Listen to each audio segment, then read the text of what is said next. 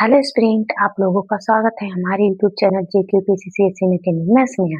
मैं आप लोगों को इस वीडियो में संसदीय व्यवस्था की भाग 2 पार्ट 2 है, इसमें जो कि दोष के बारे में पढ़ेंगे। हम लोग पहले वीडियो में उसके गुण के बारे में पढ़े, प्रक्रिया क्या होती है संसदीय व्यवस्था में उसके बारे में हम अध्ययन कर चुके हैं और उसकी विशेषताएं क्या है उसके बारे में अध्ययन कर चुके हैं। अब हम पढ़ेंगे कि इसके दोष क्या है और इसकी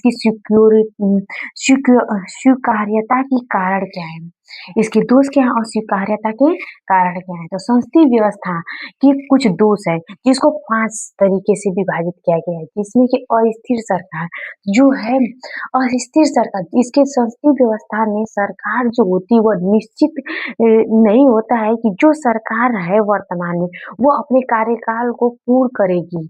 उसमें बहुमत प्राप्त जो दल होती है वही अपनी कार्यकाल को पूर्ण कर पाती है, वरना यह गारंटी या निश्चितता नहीं होती कि कोई भी सरकार अपनी कार्यकाल को पूरा करेगी। तो यह इसकी यही दोष है, संसदीय व्यवस्था की यह दोष है कि अस्थिर सरकार होती है। दूसरा है कि नीतियों की निश्चितता का अभाव होता है।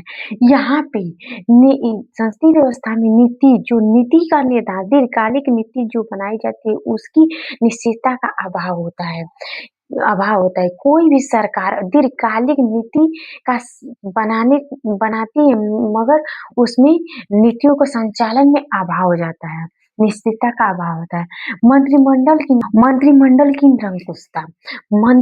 निरंकुशता जो कि संसदीय व्यवस्था का एक दोष है, जिसमें सत्तारूढ़ पार्टी जो बहुमत प्राप्त पार्टी होती है उसको पूर्ण शक्ति उसमें निहित होती है, वह निरंकुश सरकार भी हो सकती है।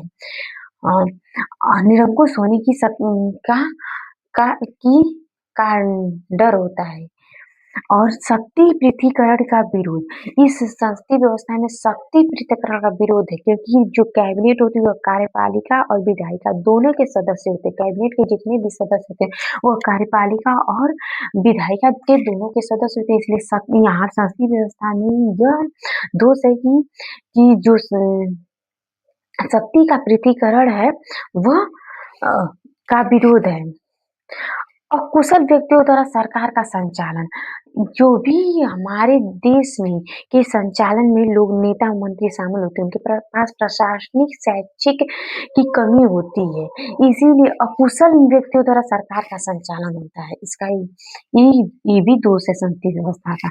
इसी स्वीकृति के कुछ कारण है, देखिए स्वीकृति के कुछ कारण जिसमें कि व्यवस्था की निकटता है। यह व्यवस्था जो हमारे यहाँ संसदीय व्यवस्था लागू है वर्तमान में, संविधान निर्माताओं ने सोचा कि यह व्यवस्था तो हमारे आजादी से पहले से ब्रिटेन के द्वारा यहाँ पे चलाई जा रही थी, जिससे हम निकटता से जुड़े हुए हैं और इसमें कुछ उत्तरदायित्व भी हैं, जिसके वजह से हमारे संविधान निर्माताओं ने इसको अपनाया व्यवस्था से निकटता के कारण।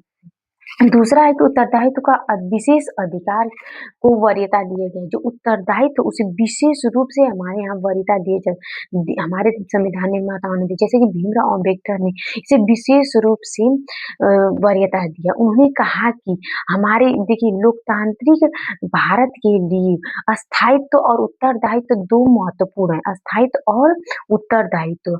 लेकिन जो क्या बोलते हैं संसदीय व्यवस्था होती है उसमें उत्तरदायित्व को अत्यधिक महत्व दिया जाता है, स्थायित्व कम होती है, जैसे कि यह ब्रिटेन में लागू है।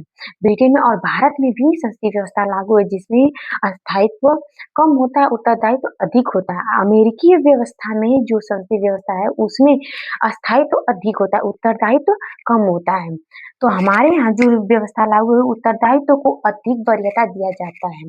तीसरा है कि विधायिका एवं कार्यपालिका के टकराव को रोकने की, यहाँ पे हमारे जो संविधान निर्माता थे वो चाहते थे कि संसदीय जो व्यवस्था है उसमें हमारे जो मंत्री हैं उनकी जो विधायिका और कार्यपालिका है उनके मध्य जो टकराव होता है उसको रोका जाए, और हमारे भारत जो विकसित भारत है इसके लिए लोकतांत्रिक अभी हाल ही का जो लोकतांत्रिक है इसके विकास के लिए यह टकराव अच्छा नहीं है। जैसे कि अमेरिका में विधायिका और कार्यपालिका में टकराव उत्पन्न होते रहते हैं, लेकिन हमारे संविधान निर्माताओं ने इस टकराव को दूर करने के लिए ही संसदीय पार्लियामेंट्री सिस्टम को अपनाया, जिसमें कैबिनेट के जो सदस्य होते हैं वो विधायिका और कार्यपालिका के भी सदस्य होते हैं।